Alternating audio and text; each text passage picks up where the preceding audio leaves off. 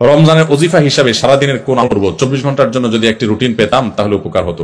রমজানের ওজিফা হিসাবে সারাদিনের জন্য কোন আমল করবেন? সারাদিনের জন্য একটা জিনিস সবচেয়ে গুরুত্বের সাথে করবেন, যে কোনো গুনাহ করবেন না, কোনো পাপ করবেন না, মুখ দিয়া না, চোখ দিয়া না, হাত দিয়া না, কোনো অন্যায় করবেন না, কোনো মানুষের অধিকার নষ্ট করবেন না, কাউকে ক্ষতি করবেন না। সব ক্ষেত্রে সারাক্ষণ চেষ্টা করবেন ভালো মানুষ হয়ে থাকা। এর বাইরে বেশি বেশি কোরআন তেলাওয়াত করবেন। সবচেয়ে বেশি আমল কোরআন তেলাওয়াতের আমল। রমজান মাস কোরআন নাজিলের মাস, সেজন্য কোরআন তেলাওয়াত বেশি বেশি করবেন। এর বাইরে সুবহানাল্লাহ, আলহামদুলিল্লাহ, লা ইলাহা ইল্লাল্লাহ, আল্লাহু আকবার, ইস্তিগফার করবেন। মনে মনে হাঁটতে হাঁটতে আল্লাহর সাথে কথা বলবেন, দোয়া করবেন। এই জিনিসগুলো বেশি বেশি করবেন। এর বাইরে রুটিন যদি চান আমার কাছে, তো আমি বলবো ভোর রাতে যখন খেতে উঠবেন, খেতে উঠলে 10টা মিনিট 20টা মিনিট হাতে রাখবেন।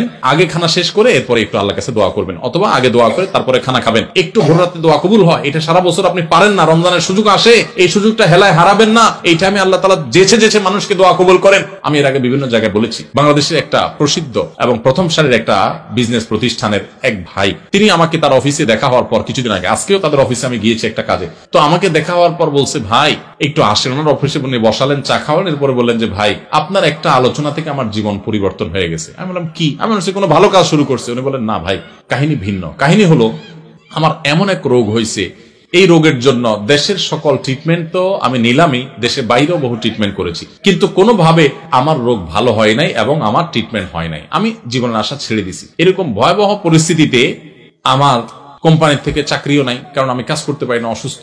তো আমি গ্রামে চলে গেছি মরার অপেক্ষা, যে এখন আর বাঁচার কোনো সুযোগ নেই। ডাক্তার বলছে যে শেষ দিন যা খাইতে চান খান, আর কোনো ট্রিটমেন্ট নেই। বলেন যে আমি গ্রামে চলে গেছি, আশা ছেড়ে দিছি। অনেক কষ্ট যন্ত্রণা রোগের কারণে, মারা যাব এরকম একটা অবস্থা। হঠাৎ করে আপনার একটা ভিডিও দেখলাম, ভোর রাতে তাহাজ্জুদের সময়ের দোয়া আল্লাহ ফিরিয়ে দেন না। তখন আল্লাহর কাছে চাওয়া শুরু করলাম। প্রতিদিন ভোর রাতে উঠে কান্নাকাটি, দোয়া, মুনাজাত, খুব চোখের পানি ফেলা।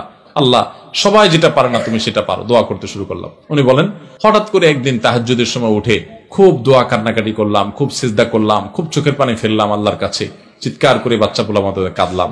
বলেন যে হুজুর, বিশ্বাস করবেন, ওই দিন তাহাজ্জুদ পড়ে শেষ করার পর থেকে আমার শরীর থেকে সমস্ত রোগ উধাও হয়ে চলে গেছে।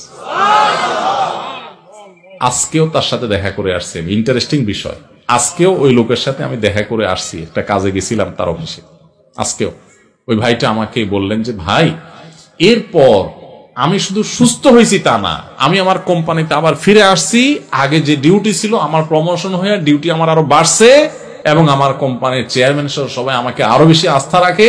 ওনার সামনে থাকা পিয়ন অন্যান্য লোকদেরকে আমার সামনে ডেকে বলতেছে, এই তোমরা বলো, আমি আগে যে বদমেজাজি দেখাইতাম, আছাড় পিছাড় করতাম, রাগ জাহির করতাম, আমার এগুলো আছে এখন? বলে না স্যার, এগুলো কিচ্ছু নাই এখন।